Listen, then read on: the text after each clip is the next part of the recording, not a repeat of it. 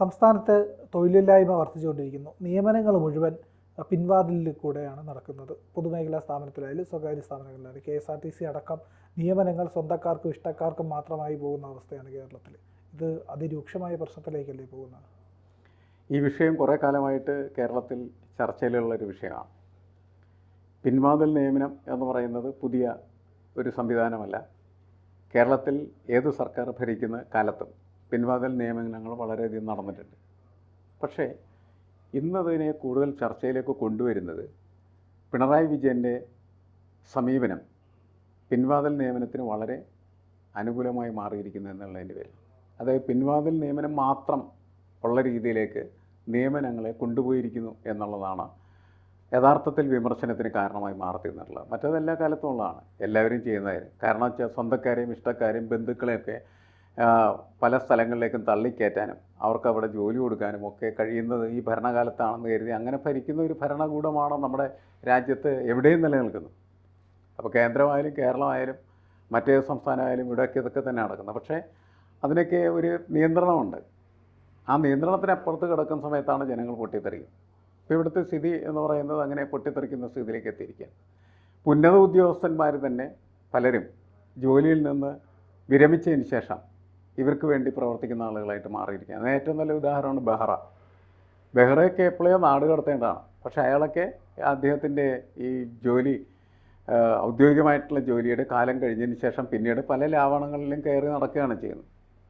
അയാൾക്ക് പ്രത്യേകിച്ചൊന്നും അറിയാൻ പാടില്ലാത്തതായിട്ടുള്ള മെട്രോ എന്ന് പറയുന്നത് അത് ഭരിക്കുന്ന അയാളാണ്. ശരി, ഇതേപോലെ ആണ് മറ്റ് പല ഉദ്യോഗസ്ഥന്മാരും. ഇപ്പോൾ വലിയ അഴിമതി ആരോപണത്തിന് വിധേയമായി നിൽക്കുന്നതായിട്ടുള്ള പ്രിൻസിപ്പൽ സെക്രട്ടറി എബ്രഹാം, ഇങ്ങനെ എത്രയോ ആളുകളാണ്. ഇവരെല്ലാം ഈ രീതിയിൽ സർക്കാരിൻ്റെ പണം പറ്റുന്ന ആളുകളോ അല്ലെങ്കിൽ അവർക്കൊപ്പം നിന്ന് എല്ലാ കാര്യങ്ങളും നേടിയെടുക്കുന്ന ആളുകളൊക്കെ ആയിട്ട് മാറി അവരുടെ ബെനിഫിഷ്യറീസ് മാത്രം വളരുന്നൊരു കാലത്താണ് നമ്മൾ ജീവിക്കുന്നത്. എന്നുവെച്ചാൽ സർക്കാരിനോടൊപ്പം നിൽക്കുക. അതിവിടെയാണെന്ന് നിങ്ങൾ ചോദിച്ചാൽ നമ്മളിവിടെ ഇരിക്കുമ്പോൾ ഇതിനെ വേണം നമ്മളിവിടെ പറയാം. കേന്ദ്രത്തിലും ഇതൊക്കെ തന്നെ നടക്കും. കേന്ദ്രത്തിലെ പല ജഡ്ജിമാരും അവർ ജഡ്ജസായിരിക്കുന്ന സമയത്ത് നടത്തിയിട്ടുള്ള വിധി പ്രസ്താവനകളുണ്ട്. അതിന് അവർക്ക് കിട്ടുന്ന പല ആനുകൂല്യങ്ങളും സൗജന്യങ്ങളുമായിട്ടാണ് പിന്നീട് ഈ അവരുടെ പെൻഷൻ കാലത്ത് അവർക്ക് കിട്ടുന്നതായിട്ടുള്ള പുതിയ പുതിയ ഉദ്യോഗങ്ങൾ എന്ന് ഗവർണർ പോസ്റ്റ് അതാണ് അങ്ങനെ കിട്ടുകയാണ് ചെയ്യുന്നത്, കൊടുക്കുകയാണ് എടുത്ത്. ഗവർണർ എന്ന് പറയുന്നത് അതിൻ്റെ ഏറ്റവും ഉയർന്ന പദവി. ഗവർണർ അല്ലാത്ത പല പദവികളിലേക്കുമൊക്കെ ഒരുപാട് പേരെ കേന്ദ്ര ഗവൺമെൻറ് ഇങ്ങന്മാരെ നിയമിച്ച് വെക്കുന്നുണ്ട്. ഇവന്മാരുടെ ഒരു സ്ഥിരം പരിപാടിയാണ് ശരിക്കും പറഞ്ഞാൽ. ജനാധിപത്യ പ്രക്രിയക്കകത്ത് കടന്നു കയറി അതിനെ അട്ടിമറിച്ച് സ്വജനപക്ഷപാതത്തിനും ബന്ധുപക്ഷപാതത്തിനും ഒക്കെ വേണ്ടി ഈ സംവിധാനങ്ങളെ പൂർണ്ണമായിട്ട് ഉപയോഗിക്കുന്നു എന്നുള്ളതാണ് നമ്മളവിടെ കണ്ടുകൊണ്ടിരിക്കുന്നത്. കേരളത്തിലെ പൊതുമേഖലാ സ്ഥാപനങ്ങളിലേക്കൊക്കെ ഉദ്യോഗാർത്ഥികളെ തിരഞ്ഞെടുക്കുന്നതിന് വേണ്ടിയുള്ള സംവിധാനമാണ് PSC എന്ന് പറയുന്ന സാധനം.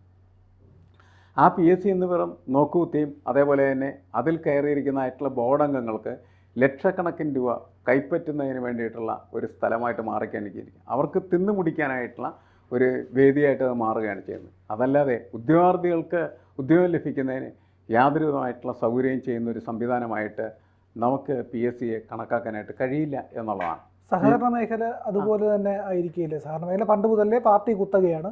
അത് ഏതാണ്ട് തകർന്നു തുടങ്ങിയിട്ടുണ്ട്. പാർട്ടി തന്നെ അല്ല, സഹകരണ മേഖലയിലേക്ക് എല്ലായിടത്തും അങ്ങനെ തന്നെ. പക്ഷേ എല്ലാ പാർട്ടിക്കാർക്കും അതിനുള്ള സൗകര്യങ്ങളുണ്ട് എന്ന് മാത്രമേ ഉള്ളൂ. ഓരോരുത്തർ ഭരിക്കുന്ന സ്ഥലത്ത് അവർക്ക് ഇഷ്ടമുള്ള ആളുകളെ അതിൻ്റെ അകത്ത് കയറ്റിയിരുത്തുന്നു. അതാണ് എല്ലായിടത്തും സംഭവിച്ചുകൊണ്ടിരിക്കുന്ന ഒരു കാര്യം. പക്ഷേ കൂടുതൽ സഹകരണ സംഘങ്ങൾ CPMൻ്റെ നേതൃത്വത്തിലാണെന്നുള്ളതിൻ്റെ പേരിൽ CPMന് അതിനുള്ള സൗകര്യം വളരെ കൂടുതലാണ്. നമ്മൾ കരുതി ഇപ്പോൾ CPM മാത്രം, CPM അല്ലെ കോൺഗ്രസ്, അതിന് മുസ്ലിം ലീഗ് അവർ അങ്ങനെ ചെയ്യണത്. BJP വളരെ കുറച്ച് സഹകരണ സംഘങ്ങളുണ്ടാവും. ഉള്ള സ്ഥലത്ത് പണി ഇതൊക്കെ തന്നെയാണ്. അപ്പോൾ എല്ലാ ആളുകളും ഒരേ പാഠം പഠിച്ച് അല്ലെങ്കിൽ ഒരേ രീതിയിൽ കാര്യങ്ങൾ പഠിച്ച് അത് തന്നെ ചെയ്യുകയാണ് ചെയ്യുന്നത്. ഭരണത്തിലിരിക്കുമ്പോൾ ചെയ്യേണ്ടത് ഇതാണ് എന്ന് കരുതി അവർക്കിഷ്ടമുള്ള ആളുകളെ, അത് സ്വജനപക്ഷപാതവും അതുപോലെ തന്നെ ബന്ധു നിയമനങ്ങളും എന്ന് പറയുന്നത് വളരെ വ്യാപകമായി നടക്കുന്ന ഒരു കാലത്താണ് നമ്മൾ ജീവിക്കുന്നുള്ള. അതിശക്തമായിട്ട് ഇതിനെ എതിർക്കാൻ കഴിഞ്ഞാൽ മാത്രമാണ് അത് പൊതുസമൂഹത്തിൻ്റെ എതിർപ്പായിട്ട് വരികയും എല്ലാ രാഷ്ട്രീയ പാർട്ടികളും അതിനെ തള്ളാം എന്ന് തീരുമാനിക്കുകയും ചെയ്താൽ മാത്രമാണ് അതിന് ഒരു അവസാനം ഉണ്ടാവുക.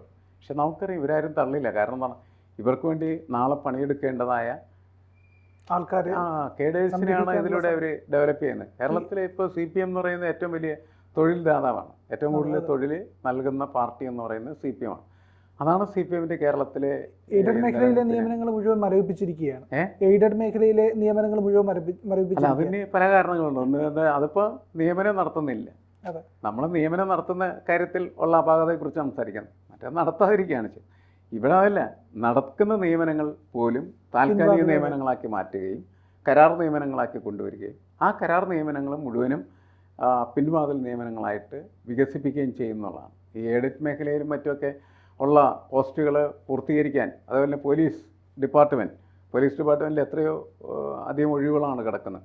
ആ ഒഴിവുകളൊന്നും നികത്താനായിട്ട് കഴിയാത്തത് ആവശ്യത്തിന് പണം ഇവർക്ക് ശമ്പളം കൊടുക്കാനായിട്ടുണ്ടാവില്ല എന്നുള്ളതിൻ്റെ പേരിൽ ഭയപ്പെട്ടിട്ടാണ് സർക്കാർ എന്ത് ചെയ്യുന്നത്, ആ മേഖലയ്ക്ക് അടച്ചുപൂട്ടി വെച്ചിരിക്കുന്നത്. ഇതെവിടെയാണ് ചെന്ന് അവസാനിക്കുന്നത് നമുക്കൊരിക്കലും പറയാനായിട്ട് പറ്റില്ല. കാരണം വളരെ സങ്കീർണമാണ് നമ്മുടെ സമൂഹത്തിൻ്റെ അവസ്ഥ എന്ന് പറയുന്നത്. നമ്മുടെ സമൂഹത്തിൻ്റെ മാത്രമാണോ എന്ന് നമുക്കറിയില്ല. എന്തായാലും കേരളത്തിൻ്റെ സ്ഥിതി എന്ന് പറയുന്നത്, കേരളത്തിലെ ആളുകളൊക്കെ തന്നെ കടം വാങ്ങി ജീവിക്കുന്ന ആളുകളായി മാറിക്കഴിഞ്ഞു.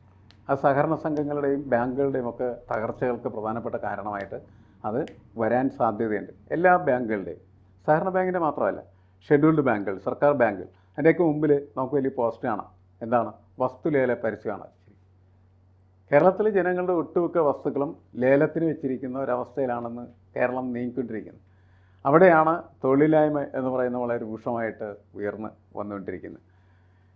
കേരളത്തിൻ്റെ, അതായത് പൊതു തൊഴിലില്ലായ്മ എന്ന് പറയുന്നത് ഇന്ത്യയിൽ തന്നെ ഒരു 2.5% ആയിരിക്കുമ്പോൾ കേരളത്തിൻ്റേത് ഒരു 7.5% ആയിട്ട് കണക്കാക്കപ്പെടുന്നു. അപ്പോൾ അങ്ങനെ വരുന്ന സമയത്ത് നമുക്കറിയാം, ഒരാഴ്ചയിലും ഒരു ജോലിയും ചെയ്യേണ്ടി നടക്കുന്ന എത്രയോ കേരളീയർ നമുക്കാണ്. എന്നാൽ നമ്മൾ സൂക്ഷ്മമായിട്ട് പരിശോധിച്ചാൽ ഇത് കൃത്രിമമായിട്ട് നിർമ്മിക്കപ്പെടുന്ന ഒരു തൊഴിലില്ലായ്മ അവസ്ഥയാണെന്ന് നമുക്കറിയാം. കാരണം കേരളത്തിൽ പണിയെടുക്കാൻ ആളില്ല എന്നാണ് പൊതുവെ നമ്മൾ മനസ്സിലാക്കുക. അതുകൊണ്ടാണ് ബംഗാളിൽ നിന്നും ആസാമിൽ നിന്നും ഒക്കെ ആളുകൾ, ബീഹാർ, നേരത്തെ തമിഴ്നാട്ടിൽ നിന്ന് ഒരുപാട് പേരുണ്ടായിരുന്നു, ഇപ്പോൾ തമിഴ്നാട്ടിൽ നിന്ന് വരുന്ന ആളുകളുടെ എണ്ണം കുറവാണ്. അവരൊക്കെ ഇവിടെ നിന്ന് പണിയെടുക്കുന്നതിന് പ്രധാനപ്പെട്ട കാരണം അതായി തീരുകയും നമ്മളുടെ ക്രിമിനൽ സൊസൈറ്റിയുടെ കണക്കെടുപ്പ് നടത്തുന്ന സമയത്ത് അവിടെ ഈ ബംഗാളിയുടെ പേര് ഇങ്ങനെ മുഴച്ചു നിൽക്കുകയാണ് ചെയ്യുന്നത്. ഇപ്പോൾ കഴിഞ്ഞ ദിവസം തന്നെ ഒരു ഇരട്ടക്കൊലപാതകം നടത്തിയത് അതൊരു ആസാമിയായിരുന്നു.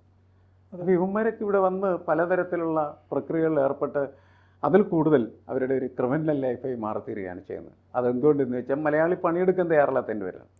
നമ്മളിപ്പോൾ സർക്കാരിനെ കുറ്റം പറയുന്നു, ഇങ്ങനെ 7.5% തൊഴിലില്ലായ്മയാണ്, മൊത്തം തൊഴിലില്ലായ്മ എന്ന് പറയുമ്പോൾ ഇവിടുത്തെ മലയാളി എന്താണ് ചെയ്തുകൊണ്ടിരിക്കുന്നതെന്ന് ഒരു ചോദ്യമുണ്ടല്ലോ. അവൻ പണിയെടുക്കാൻ തയ്യാറല്ല. അതൊരു വലിയ പ്രശ്നമാണ്. സർ, പണ്ട് കാലത്ത് പണിയെടുത്തിരുന്നു. നമ്മുടെ ആസാം പണിക്കാർ എന്ന് പറഞ്ഞൊരു പ്രസിദ്ധമായ കവിതയുണ്ട്, ചങ്ങമ്പുഴ എഴുതിയ കവിത. ആസാമിൽ പോയി മലയാളി പണിയെടുത്തിട്ടുണ്ട്. മലയാളികളുടെ ബാഗുകളിലെല്ലാം ചങ്ങമ്പുഴയുടെ കവിതകൾ ഉണ്ടാവുമായിരുന്നു. അന്ന് അത് നേരെ തിരിഞ്ഞു വന്നു, അവിടെ ഉള്ളവർ ഇവിടെ വന്ന് പണിയെടുക്കുകയാണ്. അന്ന് റോഡ് പണിക്കാണ് കേരളത്തിൽ നിന്ന് ആൾക്കാർ ആസാമിലേക്ക് പോയിക്കൊണ്ടിരുന്നത്. അല്ല, നമ്മളുടെ പഴയ പല പുസ്തകങ്ങളും നമ്മൾ നോക്കിക്കഴിഞ്ഞാൽ ഇപ്പോൾ ആനന്ദിൻ്റെ തന്നെ പ്രവാസ ആൾക്കൂട്ടം എന്ന് പറയുന്ന നോവലുണ്ടായിരുന്നു. ആ നോവൽ എന്ന് പറഞ്ഞാൽ ബോംബെ ലൈഫാണ് ശരിക്കും പറഞ്ഞത്. മലയാളി മുഴുവൻ ബോംബെയിലേക്ക് വണ്ടി കയറുകയാണ്.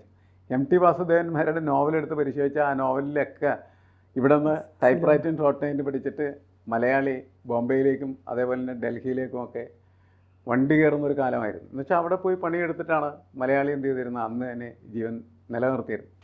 M. മുകുന്ദൻ്റെ ഡൽഹി എന്ന് പറയുന്ന നോവൽ, അതല്ലെങ്കിൽ അദ്ദേഹത്തിൻ്റെ ഹരിദ്വാറിൽ മണിമുഴങ്ങും. അങ്ങനെ നമ്മൾ ഏത് നോവലുകൾ പരിശോധിച്ചാൽ അവിടേക്ക് മലയാളിയുടെ ഇന്ത്യയിലെ പ്രവാസ ജീവിതം നമുക്ക് കാണാൻ കഴിയും. അവിടെയൊക്കെ പോയി അവൻ പണിയെടുത്ത് അവൻ്റെ കുടുംബമൊക്കെ ഒരു മെച്ചപ്പെട്ട അവസ്ഥയിലെത്തിയെന്ന് തോന്നിയ സമയത്ത് ഇപ്പോൾ അവൻ്റെ പണി എന്ന് പറഞ്ഞാൽ പണിയെടുക്കാതിരിക്കുക എന്നുള്ളതാണ്. പിന്നെ അവൻ വിദേശത്ത് പോകുന്നു, മറ്റു രാജ്യങ്ങളിലേക്ക് പോകുന്നു. അങ്ങനത്തെ ഒരു പ്രവാസ ജീവിതം പുതുതായിട്ട് ഡെവലപ്പ് ചെയ്തുകൊണ്ടിരിക്കുന്നു.